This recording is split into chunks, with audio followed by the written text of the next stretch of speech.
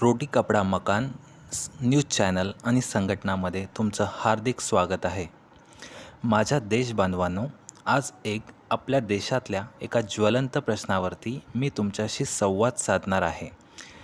विषय फार गंभीर आहे आणि हा विषय महिलांच्या, विशेष करून तरुणींच्या फसवणूक, शोषण आणि उत्पीडन याविषयी आहे.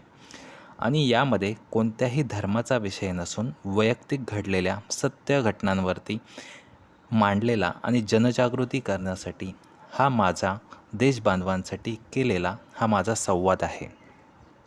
ही गोष्ट सांगलीमध्ये राहणाऱ्या एका विवाहित मुलीची गोष्ट आहे आणि तिला 1 महिन्यापूर्वी बाळ झाले. पण काही कारणास्तव तिच्या नवऱ्याचे आणि तिचे जुळत नसल्यामुळे ती मुलगी आईकडे राहते.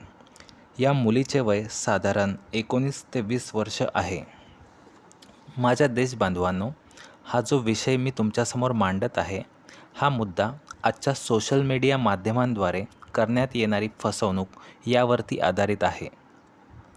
मित्रांनो, ही जी मुलगी आहे, हिचे सोशल मीडियाच्या माध्यमाद्वारे एक दिल्लीतल्या मुलाशी ऑनलाईन चॅटिंगद्वारे सूत जुळले.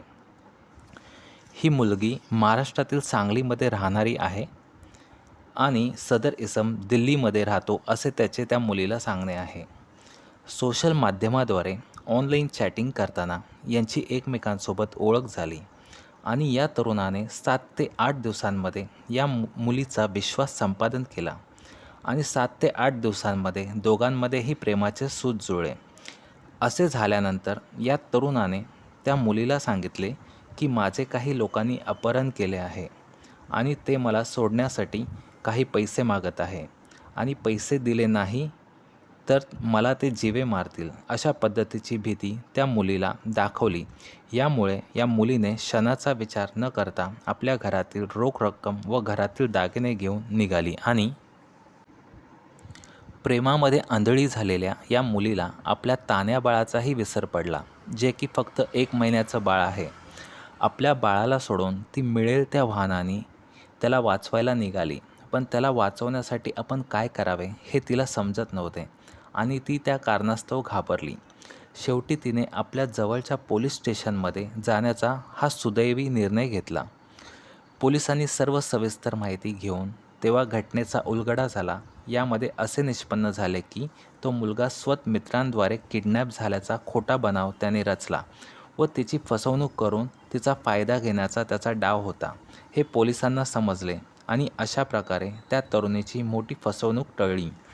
आपल्या देशातल्या तरुणींची कीव येते, कारण आपल्या 1 महिन्याच्या तान्ह्या बाळाला सोडून ती मुलगी आपल्या सोशल माध्यमांद्वारे आठवड्यावरची ऑनलाईन चॅटिंगमुळे आंधळ्या प्रेमात पडलेल्या अशा तरुणींना वेळीच सावध झाले पाहिजे. अशा सोशल माध्यमांच्या जाळ्यात न सापडता समोरच्या व्यक्तीची शहानिशा न करता समोरच्या व्यक्तीवर असा विश्वास ठेवणे म्हणजे निव्वळ स्वतःचे सुंदर आयुष्य धोक्यात घालणे आहे. देशबांधवांनो, वेळीच सावध व्हा. शिकारी बनायचं आहे की स्वच्छ शिकार करायची आहे? वेळ आहे, आत्ताच जागे व्हा. जय हिंद, जय महाराष्ट्र.